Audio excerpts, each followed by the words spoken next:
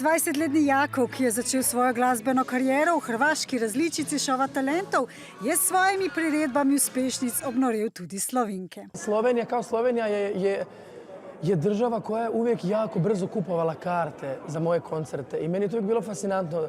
Jer ja u početcima nisam mogao vjerovati da mene itko zna u Sloveniji. V okviru svoje turneje tudi pri nas pripravlja 2 koncerta z odrom 360 stopinj na sredini dvorane. Zvezdnik iz Vinkovcev je pred mesecem dni izdal svoj drugi avtorski komad Ja volim. Ja volim kad si tu, jer kada te nema, za svaku moju pjesmu ponestane tema.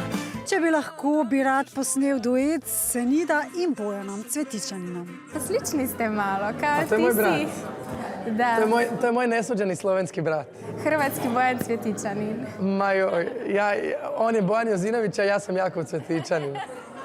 Braća smo, definitivno. I definitivno bih s njim volio snimiti duet.